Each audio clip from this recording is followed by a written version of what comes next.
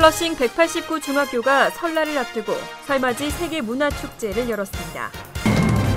멜리사 마크 비베리토 뉴욕시의회 의장이 신년 연설에서 소수의 의견을 정책에 반영하겠다고 강조했습니다. 지난해 미국 시민권을 포기한 사람이 역대 최고를 기록했습니다. 미국 내 대학생들의 한국어 수강이 급증했습니다. 2009년에서 13년 사이 45% 가까이 증가했습니다. 뉴욕시 공립학교에서 무료 아침 급식을 먹는 학생이 줄어들어 논란이 되고 있습니다. 이상은 이 시각 주요 뉴스입니다. 여러분 안녕하십니까? KBN 뉴스입니다. 다음 주 설날을 앞두고 뉴욕 일원에서 다양한 설맞이 행사가 열리고 있는데요. 오늘은 플러싱 189 중학교가 세계 문화축제를 열었습니다. 다양한 국적의 학생들이 서로 다른 나라의 문화를 보고 배울 수 있는 좋은 기회였습니다. 박민기 기자가 다녀왔습니다. 한 여성이 북을 치며 흥겹게 춤을 추고 있습니다. 여성의 손놀림이 빨라질수록 관객들은 화려함에 빠져들고 이내 박수갈채를 보냅니다. 다음 무대에선 앳돼 보이는 여중생들이 한껏 치장을 하고 신나는 K-팝에 맞춰 춤을 추고 있습니다. 긴장한 듯 약간은 굳은 표정이지만 실수 없이 안무를 소화해냅니다. 플러싱에 위치한 189 중학교는 설날을 맞아 학생들이 다른 나라의 문화를 직접 보고 배울 수 있도록 설맞이 세계 문화축제를 열었습니다. 최윤희 뉴욕 한인학부모협회 공동회장은 설날이라고 해서 대한민국의 전통만 뽐내는 것이 아니라 다른 나라의 전통 문화도 직접 볼 수 있게 꾸며져 있어 더욱 뜻깊은 축제가 될 것이라고 강조했습니다.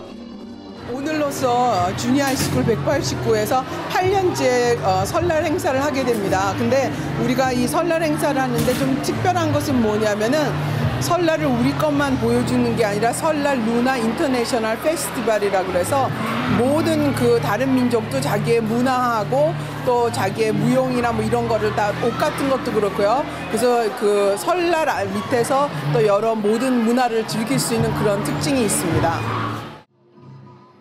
대한민국 전통 사물놀이, 부채춤, K-팝을 선보인 다음엔 중국, 일본, 아프리카 등 세계 각국 출신의 학생들이 자신들의 전통 문화를 소개했습니다.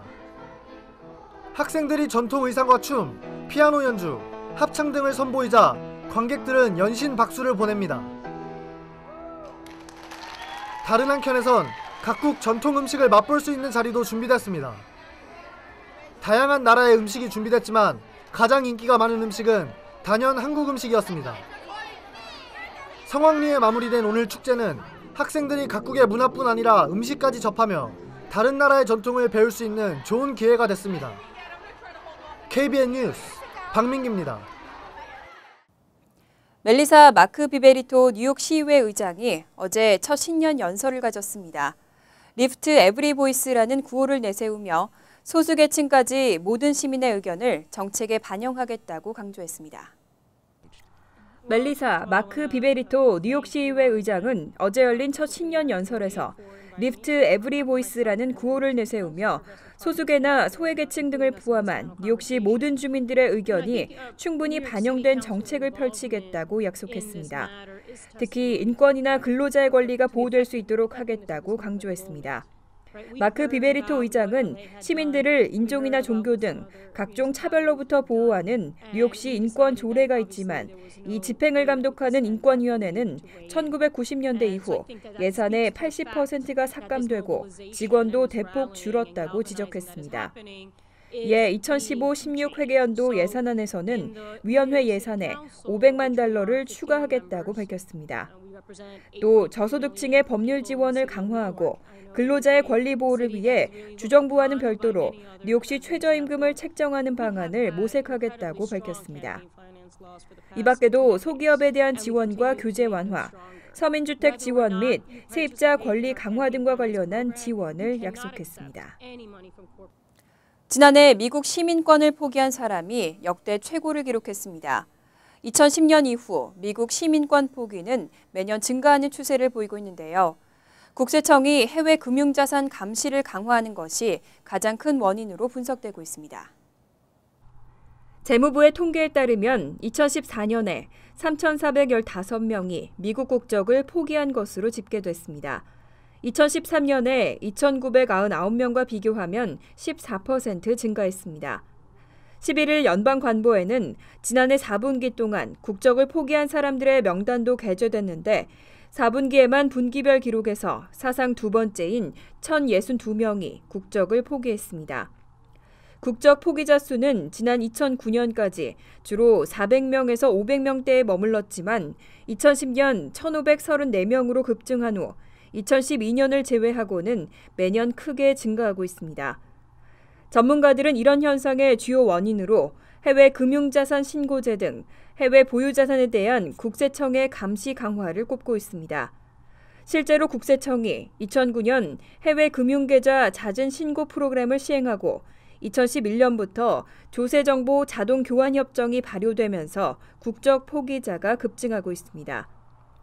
이에 따라 일부에서는 해외 탈세를 막기 위해 만들어진 제도가 점점 더 많은 미국 국민이 국적을 포기하는 부작용을 불러오고 있다며 보완책을 촉구하고 있습니다. 지난달 발생한 에지워러의 아파트 화재 사건에서 아파트 측의 부실 대응이 속속 밝혀지고 있습니다. 화재 당일 아파트 측의 직원 누구도 화재를 911에 신고하지 않았다는 사실이 드러났습니다. 지난달 발생한 에지워러 아발론 아파트의 화재 사고와 관련해 처음 화재를 일으킨 무면허 배관 수리공 2명은 물론이고 아파트 측 직원들도 911에 신고하지 않은 것으로 확인됐습니다. 당초 수리공들은 화재 발생 후 바로 911에 신고하지 않고 스스로 불을 끄려다 15분간 지체한 뒤 아파트 슈퍼바이저에게 연락했습니다. 하지만 아파트 측 역시 소방당국에 신고한 기록이 없는 것으로 나타났습니다. 911 기록에 따르면 화재 발생 당일 오후 4시 22분쯤 아파트 단지 내 자동 화재 경보 시스템에 의해 최초로 화재가 신고됐습니다. 초기 진압의 소홀에 화재가 걷잡을 수 없이 커졌다는 의혹이 있는 가운데 아파트 측의 부실 대응 논란이 더 커질 것으로 전망되고 있습니다. 현재 아파트 소유주를 상대로 피해 보상을 요구하는 세입자들의 소송도 잇따르는 것으로 전해졌습니다. 미국 내 대학생들의 한국어 수강이 급증했습니다. 다른 외국어와 비교해 눈에 띄게 늘었는데요. K-팝과 드라마의 인기가 이제는 한국어에 대한 관심으로 번지고 있습니다. 현대언어협회는 2,500여 개 대학을 조사해 대학 외국어 수강생 보고서를 발표했습니다. 이 보고서에 따르면 지난 2009년부터 2013년 사이 한국어 강좌 수강생이 44.7%나 증가한 것으로 나타났습니다. 같은 기간 전체 외국어 수강생은 6.7%나 줄어들어 대조적인 모습을 보였습니다. 대학생들이 많이 듣는 상위 15개 외국어 강좌 가운데 수강생이 늘어난 언어는 한국어 외에 포르투갈어가 10.1%, 중국어가 2% 정도 늘었습니다. 스페인어는 8.1% 감소했고 일본어 역시 7.8%, 아랍어 7.5%, 러시아어 17.8% 감소했습니다. 하지만 2013년 기준 한국어 강좌 수강생은 12,229명으로 지난 2002년에 5,211명과 비교하면 11년 동안 135%나 증가했습니다. 이와 같은 대학가의 한국어 수강 열기는 타민족 학생들이 이끌고 있는 것으로 나타났습니다. 최근 K-팝과 드라마 등을 중심으로 한류 열풍이 일면서 젊은 학생들 사이에 한국에 대한 관심이 높아진 것으로 분석되고 있습니다. 뉴욕시 공립학교에서 무료 아침 급식을 먹는 학생이 줄어들어 논란이 되고 있습니다. 무리한 무료 급식의 확대가 예산 낭비를 가져왔다는 지적도 나오고 있는데요. 하지만 시 당국은 더 많은 학생들의 참여를 위해 교실에서 급식을 제공하는 방안을 추진하고 있습니다. 비영리재단 푸드 리서치 앤 액션 센터는 전국의 아침 무료 급식 현황을 조사했습니다. 그 결과 뉴욕시에서는 2013-14학년도에 아침 무료 급식을 먹은 학생이 18만 6,295명으로 집계됐습니다. 2012-13학년도와 비교해 6,027명이 줄어들었습니다. 이와 관련해 연방정부의 지원으로 운영되는 무료 아침 급식이 연 1억 달러의 경제적 손실을 가져오고 있다는 지적이 나오고 있습니다. 하지만 빌 드블라지오 행정부는 더 많은 학생들이 무료 아침 급식을 먹을 수 있도록 교실에서 아침 급식을 제공하자는 안건을 지지하고 있습니다. 게다가 시 교육국도 9월까지 이 안건을 추진하고 있어 학생들의 무료 아침 급식 참여율이 높아질지 귀추가 주목되고 있습니다. 이에 대해 맨하튼의 MS382 학교 교장은 전체적인 학생들이 줄었을지 모르지만 아침에 인스턴트 식품 등을 사 먹던 아이들이 이제는 좀 더 건강한 아침을 맞이하고 있다고 말했습니다. 또 교실 안에서 급식을 먹을 수 있도록 바뀐다면 참여율이 분명 늘어날 것이라고 덧붙였습니다. 뉴저지 한인회의 차기 회장 입 후보자가 끝내 나타나지 않았습니다. 뉴욕 한인회장 선거가 과열 양상을 보이는 것과는 사뭇 대조적인데요. 뉴저지 한인회 측은 이제는 직무대행이 차기 회장 후보를 추천하게 될 것이라고 밝혔습니다. 한인회에 따르면 등록 마감 시한인 11일 오후 3시까지 단 한 명의 후보도 등록하지 않은 것으로 나타났습니다. 한인회는 지난해 10월부터 제27대 회장 찾기에 나섰지만 세 차례의 선거 공고에도 불구하고 후보자 찾기에 실패했습니다. 유광훈 회장 직무대행은 선거세 측에 따라 더 이상 선거 공고를 내지 않고 직무대행이 차기 회장 후보를 추천하게 될 것이라고 밝혔습니다. 이어 후보자가 선거관리위원회의 인준을 받으면 차기 회장에 당선된다고 밝혔습니다. 유 대행은 후보 선정에 한인회 전직 회장들의 자문을 받을 것이라며 다음 주쯤 전직 회장들과의 모임을 열 계획이라고 덧붙였습니다. 한편 공탁금 문제에 대해서는 선거 세칙에 따라 만약 대행이 추천한 후보자가 요청할 경우 $30,000로 규정된 공탁금 감면을 고려할 수 있다고 밝혔습니다. 하지만 감면은 선관위의 승인을 거친 뒤 이사회에서 최종 통과돼야 가능하다고 설명했습니다. 공화당이 오바마 대통령의 이민개혁안을 무산시키는 데 실패했습니다. 상원이 관련 내용을 뺀 예산안을 투표에 붙였지만 세 차례 연속 실패했습니다. 상하원 지도부가 서로 책임을 넘기는 등 퇴로를 모색하고 있습니다. 상원은 지난주 세 차례 연속으로 국토안보부의 2015 회계연도 예산안 가운데 이민개혁 행정명령 집행비를 뺀 예산안을 투표에 붙였습니다. 하지만 민주당의 일사불란한 반대로 통과시키지 못했습니다. 상원 100석 가운데 공화당 의석이 54석으로 다수지만 필리버스터를 위한 60표를 얻지 못했습니다. 이에 따라 지난해 말 처리한 국토안보부 잠정 예산안의 시한이 초읽기에 들어갔습니다. 미국 의회가 이달 27일 이전에 국토안보부 예산안을 통과시키지 못하면 이 부처의 기능은 셧다운으로 인해 일부 정지됩니다. 이런 가운데 공화당 상하원 지도부는 서로에게 그리고 민주당의 책임을 전가하면서 퇴로를 모색하고 있습니다. 상황이 공화당에 불리하게 전개될 조짐을 보이자 전략 수정을 요구하는 목소리도 커지고 있습니다. 일부 의원들은 상하원 지도부에 오바마 대통령의 이민개혁 행정명령을 봉쇄하는 작전을 포기하던가 단기 예산안 등 임시 방편을 또 마련하라고 촉구했습니다.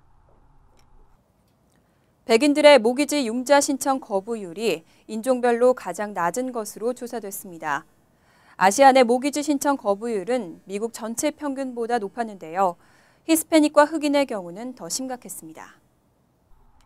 부동산 리서치 전문 사이트 진로우닷컴은 2013년 미국 내 각 지역의 인종별 모기지 융자 신청 거부율을 조사했습니다.